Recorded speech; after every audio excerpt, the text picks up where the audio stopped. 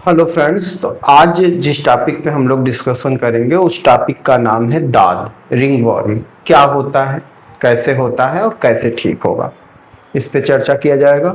तो सबसे पहली बात कि दाद जो है होता क्या है। तो दाद एक तरह का फंगल इन्फेक्शन होता है जो 3 तरह के फंगस के कारण होता है। वो तीनों फंगस का नाम क्या है? तो एक है ट्राइकोफाइटन, दूसरा है एपिडर्मोफाइटन और तीसरा फंगस है माइक्रोस्पोरम। ये 3 तरह के फंगस के कारण जो फंगल इन्फेक्शन क्रिएट होता है उसी को हम लोग दाद कहते हैं।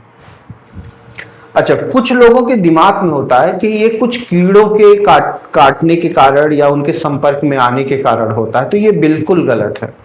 ये किसी कीड़े की वजह से नहीं होता है।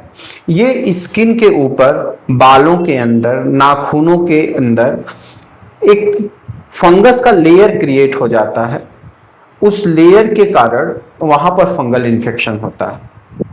तो ये किसी कीड़े से नहीं होता है।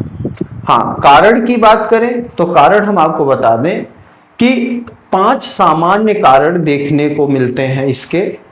और वो 5 कारण क्या है? पहला कारण तो ये है कि डायरेक्ट किसी व्यक्ति के संपर्क में आना जो पहले से संक्रमित हो, जिसको फंगल इन्फेक्शन ऑलरेडी है, दाद हुआ है, उससे अगर आप हैंडशेक करते हैं, हाथ मिलाते हैं या किसी तरह से उसके संपर्क में आते हैं तो आपको भी दाद हो जाएगा। दूसरा जो कारण बनता है वो होता है पसीना और नमी।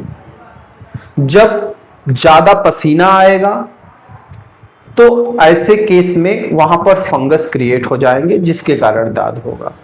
तीसरा कारण जो यहाँ पे है वो है कि कुछ पालतू जानवर जो हम लोग पालते हैं, कुत्ता बिल्ली, उनको फंगल इन्फेक्शन अगर है तो उनके संपर्क में आने से भी ये फंगस आपको हो सकते हैं, मीन्स दाद आपको हो सकता है। चौथा कारण है संक्रमित मिट्टी के संपर्क में। संक्रमित एरिया, कहीं जल जमा हुआ है, कहीं की मिट्टी संक्रमित है, वहां फंगस ऑलरेडी है, तो उनके अगर डायरेक्ट कांटेक्ट में आपका हाथ आता है या आपका पैर आता है तो फंगल इन्फेक्शन होने का खतरा होता है, मीन्स दाद हो सकता है। और 5वां कारण है संक्रमित वस्तुएं। जैसा कि मैंने यहाँ पे दिखाया है, संक्रमित वस्तुएं। संक्रमित वस्तुओं का सेंस है कि अगर किसी पर्सन को दाद हुआ है तो उसकी तौलियां, उसके कपड़े, उसके बिस्तर, उनके कांटेक्ट में आने से भी ये हो सकता है। तो ये कुछ कारण हैं जिनको अगर हम लोग जान लें तो इनसे थोड़ा दूरी बना के इन कारणों से हम फंगल इन्फेक्शन होने से बचा सकते हैं। अच्छा, अगर हम स्टेज की बात करें तो इसके स्टेज, किस तरह से ये फैलता है, किस तरह से ये बढ़ता है। तो पहला स्टेज तो ये है, जैसे मैंने कहा, किसी के डायरेक्ट कांटेक्ट में आप आ गए। उसके बाद सेकंड स्टेज में क्या होगा, वो इनिशियल हल्का सा वहां पे लगेगा कि कुछ खुजली जैसा हो रहा है। थर्ड स्टेज में क्या होगा, वो पूरा एक गोला, एक सर्किल की जैसा स्ट्रक्चर बना लेगा, वहां एक लेयर दिखने लगेगा। और फोर्थ स्टेज में क्या होता है, वो काफी तेजी से फैलने लगता है, एक्सपेंड होने लगता है और खुजली काफी ज्यादा बढ़ जाती है। आगे की बात करें तो जैसा कि मैंने कहा कि कारण जो है वो क्या है, सीधा किसी के व्यक्ति के या किसी जानवर के संपर्क में आना, पालतू जानवर के संपर्क में आ जाना।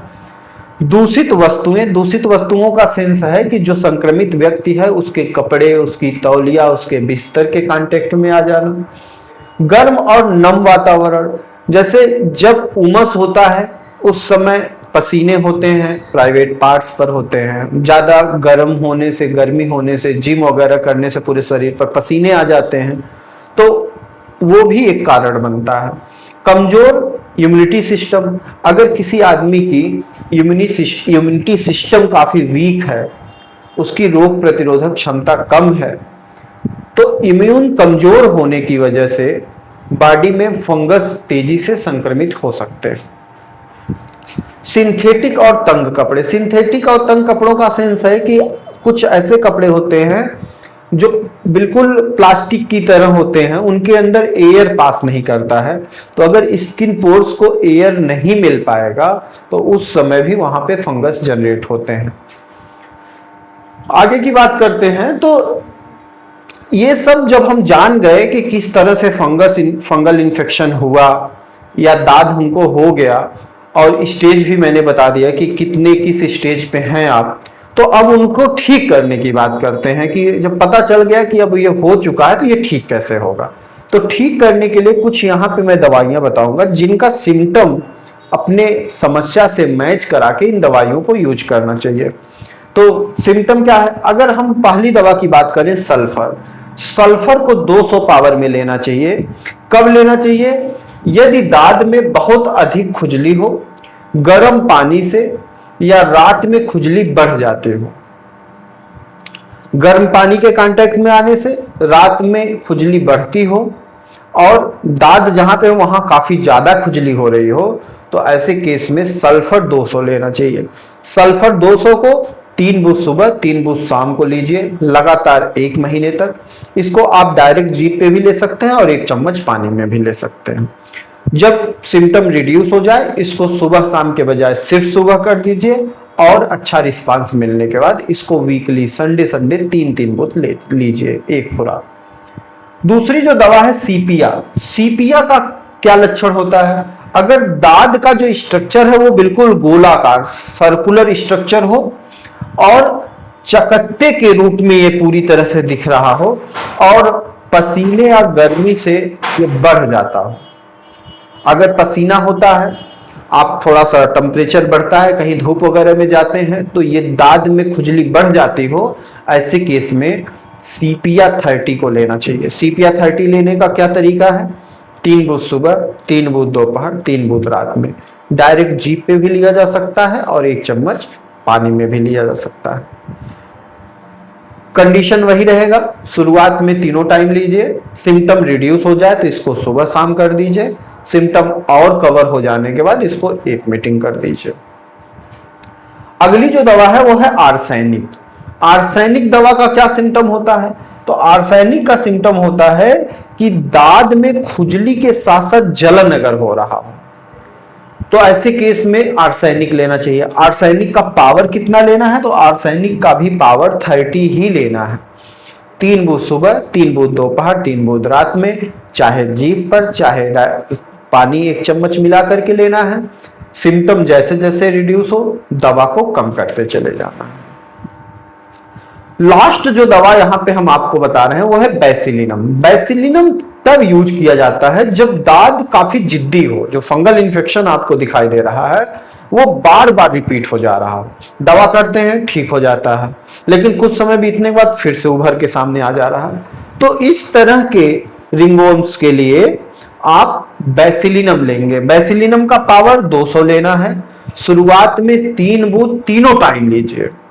जब 1 महीने बाद सिम्टम रिड्यूस हो जाए, इसको सुबह शाम कर दीजिए। और ज्यादा सिम्टम रिड्यूस होने के बाद इसको 1 मीटिंग कर दीजिए। पूरी तरह लगे कि अब ठीक हो गया तो इसको वीकली कुछ दिन तक संडे 3-3 बूंद लेते रहे। फाइनली एक बार सारी बातों को समराइज करके देखा जाए तो समझ में ये आता है कि रिंगवर्म जो होता है दाद, उसका कारण है कि किसी के कांटेक्ट में आना, ज्यादा पसीना होना, जिसको रिंगवर्म है उसकी तौलिया को, उसके कपड़े को, उसके बिस्तर को यूज करने की वजह से, ज्यादा तंग और सिंथेटिक कपड़े पहनने की वजह से, और कमजोर इम्यूनिटी के वजह से ये होने का खतरा होता है। संक्रमण फैलने की बात करें तो संक्रमण फैलता कैसे है? किसी व्यक्ति के संपर्क में आने से, संक्रमित कपड़े यूज करने से, जिम उपकरण जो है उनको यूज कर रहा है कोई संक्रमित व्यक्ति, अगर उनको आप यूज करते हैं, तो जिम में नॉर्मली जब आदमी जिम यूज करता है तो उस समय पसीने हुए रहते हैं, तो वहां पर उपकरण में भी पसीने लगते हैं, जिसके कारण फंगल इन्फेक्शन बढ़ने का खतरा होता है। जैसा कि मैंने बताया, पालतू जानवरों से भी ये बढ़ता है। अच्छा, अब बचाव की बात करते हैं। बचाव में जब हम जान गए कि इन चीजों से फैल रहा है, तो उन्हीं चीजों से हम अपनी दूरी को बढ़ाएंगे। जैसे त्वचा को साफ और सूखा रखेंगे, नमी न हो पाए, पसीना न हो पाए, तौलिया और कपड़े को किसी संक्रमित व्यक्ति या किसी नॉर्मल व्यक्ति से भी साझा न करें। ढीले और सूती कपड़ों का यूज करें। जिम के बाद तुरंत नहाएं, फ्रेश हो जाएं, क्योंकि पसीने हुए हैं तो फंगल इन्फेक्शन होने का खतरा है। कपड़े और तौलियों को रोज चेंज करें, क्योंकि अपना ही कपड़ा अगर पसीना हुआ है, उसमें पसीना लगा हुआ है, तो उसको दूसरे दिन फिर से यूज ना करें। और जब भी दवा आप करें तो दवा तब तक करें जब तक कि ये पूरी तरह से क्योर ना हो जाए। कम होने के बाद सिम्टम दवा को बंद ना करें। अब जब बात आती है दवा की, तो दवा को जैसे मैंने आपसे कुछ दवाइयों का आपके साथ जो मैंने शेयर किया, सिम्टम बेस्ड दवाइयां, उनको लेने से कोई साइड इफेक्ट तो नहीं है, बट कोई भी दवा लेने से पहले आप अपने नजदीकी किसी अच्छे डॉक्टर से संपर्क करें। कोई भी दवा किसी डॉक्टर से परामर्श लेने के बाद ही यूज करना चाहिए।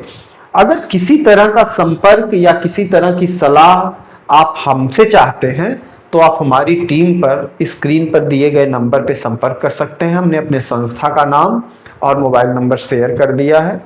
हमारी दवाइयाँ ऑल ओवर इंडिया, विदेशों में भी कोरियर के माध्यम से जाती हैं। तो जो भी हो सकेगा आपकी मदद किया जाएगा, कोशिश किया जाएगा कि आप इस समस्या से पूरी तरह निकल सकें। Thank you very much.